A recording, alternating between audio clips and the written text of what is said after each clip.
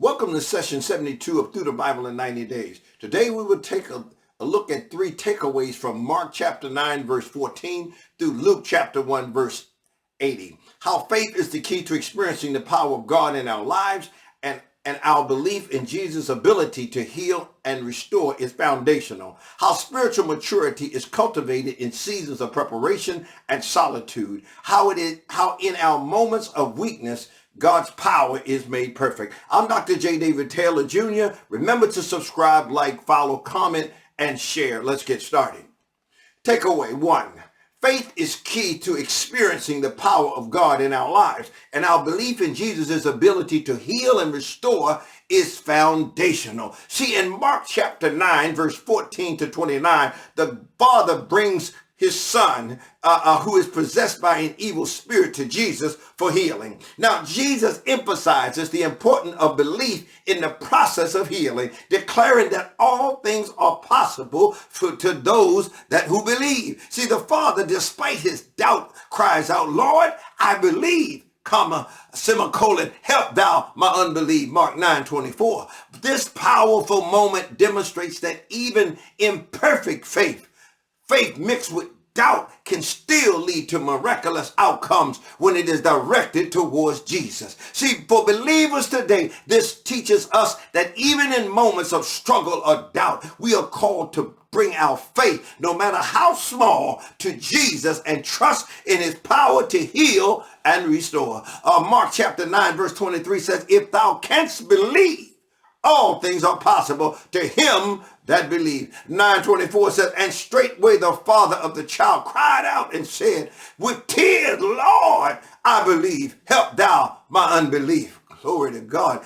Takeaway 2, spiritual maturity is cultivated in seasons of preparation and solitude. In Luke chapter 1 verse 80, we read about John the Baptist, who grew and waxed strong in spirit and was in the desert till the day of his showing unto Israel. See, John's time in the wilderness was a period of preparation, spiritual growth, and deepening his reliance on God. See, this time of solitude and humility prepared him for the powerful ministry he would later have as the forerunner of Jesus. Now, for believers today, this message is a reminder that seasons of waiting, seasons of solitude, and seasons of seemingly spiritual dryness are not wasted. See, these seasons can be ones of great spiritual growth, where God strengthens our faith and prepares us for his calling on our lives. Luke chapter 1 verse 80 says, "And the child grew and waxed strong in spirit, and was in the desert till the day of his showing unto Israel."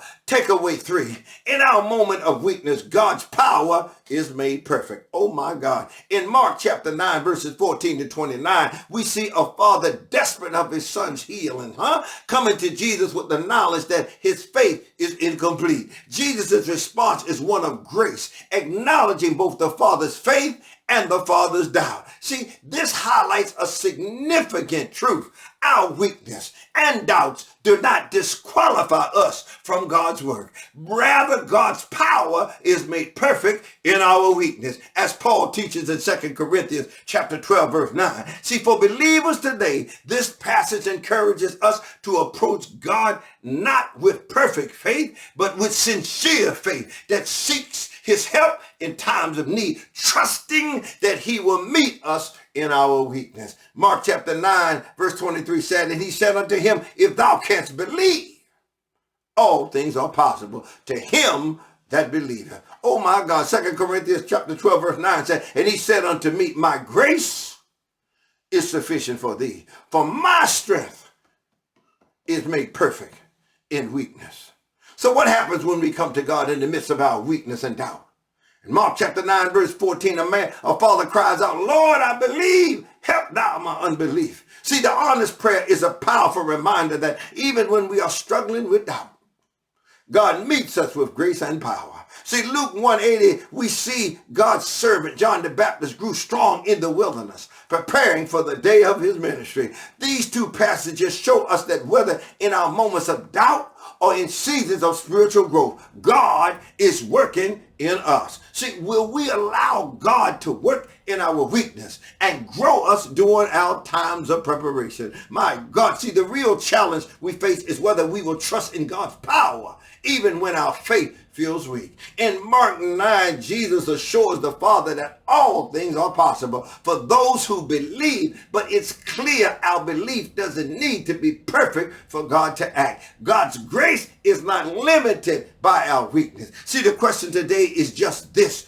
will we bring our faith, however small, however imperfect it may be, to God and trust that he can work a miracle in our lives? Or will we allow doubt to keep us from seeking his help and experiencing his power? See, what if we saw our season of doubt and weakness not as obstacles, but as an opportunity for God to reveal his strength? Just as John the Baptist grew in the wilderness, sometimes our moment of struggle are where God does some of his most profound work. These aren't wasted moments, but times when God is strengthening us and preparing us for his purpose. See, the breakthrough idea here is that our weaknesses can actually position us for greater experiences of God's grace and of God's power. So when we are weak, God is strong. See, so right now, this is your moment, my friend. Will you choose to trust in God's power, even in the midst of your doubt and weaknesses? In Mark chapter 9, the Father cried, "Lord, I believe, help thou my unbelief." This is a prayer God delights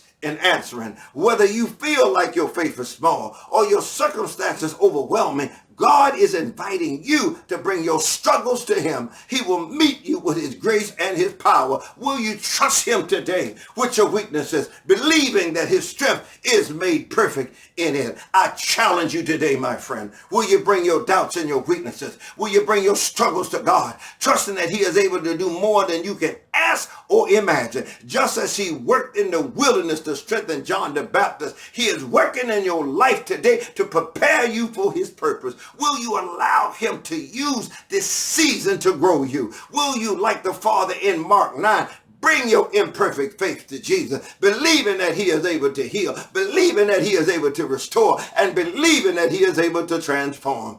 In response to the love of God for me, I have 3 personal declarations that reflect my personal willingness to align with God's divine will. I declare that I will trust in God's power even in my moments of weakness and doubt. I declare that I will embrace God's work in my life even in seasons of spiritual growth or struggle, knowing he is preparing me for his purposes. I declare that I will bring my imperfect faith to God, trusting that he can do all things, even when I feel weak. My time is up, my friend. I'm Dr. J. David Taylor Jr. Thank you for joining us. Please remember to subscribe, like, follow, comment, and share. I look forward to seeing you next time.